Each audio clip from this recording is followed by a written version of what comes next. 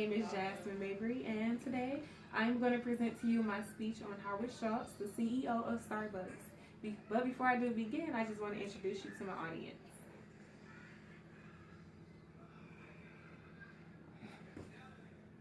And yes, there's also a cameraman, but he's not showing himself, so we're going to continue on. So I chose to speak on Howard Schultz today and Starbucks because I love the fact of how this company grew from what it was at into what it is today, and I wanted to learn more information about how that came about, and I'm sharing it with you. So follow along. Howard Schultz, he was born and raised in Brooklyn, New York, and just like us, he grew up there, and he furthered his education after he completed his elementary, middle school, and high school. He went off to Northern Michigan University, and he received his degree in 1975 in communications. And with that degree, he worked his way up the business ladder, and he became a director of sales for a company selling coffee makers. As he sold these coffee makers to multiple companies, there was one company in particular that he continuously kept seeing pop up in their sales logs throughout the months.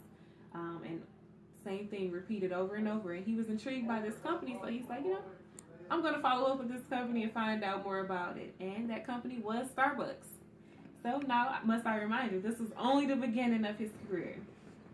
So he became in the same area, networking with different people, and he met the founders of Starbucks. It was 3 guys, and they built a relationship, a business one.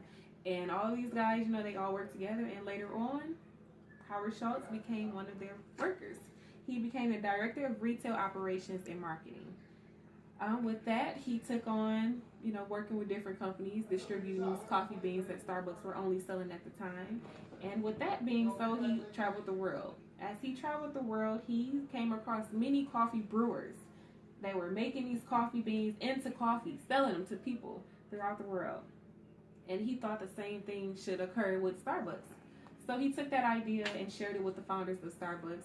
But they weren't too fond of it because they tried it before and it wasn't as successful as it is selling just the coffee beans to different people. So Howard Schultz didn't like the idea of that he was turned down. So he started his own company, 2 General A. And with that company, it boomed from the beginning. Like, it just straight took off. And from there on, he networked. He sold his coffee. He sold his coffee beans, I should say. He sold his brewed coffee. And it just prospered. So with that, his company was a great company, and he networked with more people, investors on top of that. And with these investors, they came up with, Howard Schultz came up with the idea, let's invest in a company. And that company that they invested in was Starbucks. So Howard Schultz bought out Starbucks, and he started brewing the coffee. And they started selling different other drinks like teas, lattes, frappuccinos, and coffee as well, while selling coffee beans.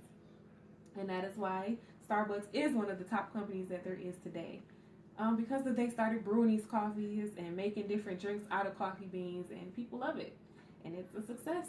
And now, must I remind you that Starbucks is not a franchise. It cut the middleman and just direct sales, customer to business to customer. And they felt that it'll keep a strong relationship between the two, and it's not a middleman in the middle. So they have this direct communication with one another. So as that goes on, Starbucks is now a company of over 25,000 stores worldwide. Can you imagine that? 25,000 stores worldwide. So this company is not only in the United States, it's everywhere. But with that being said, Howard Schultz, took the company on, and they, worked together, and he continued to build stores of different locations here and there. There was a point where they went through their downtime. They were in a recession, and it was hard for them. But they bought the company back and continued to go. And now, this April, Howard Schultz has made his transition and stepping down from the CEO to the executive chairman, focusing on other aspects of the company. So he's still in the business with Starbucks, but he's just lowered his position. He's given up his throne, but not so much. He still has say-so. But my message to you today, and I hope that you can take back from this, is, never give up on your dreams. Even if you are told no, continue to go forward with it. You never know what the next door may hold if you open it. Just go through it and continue to prosper.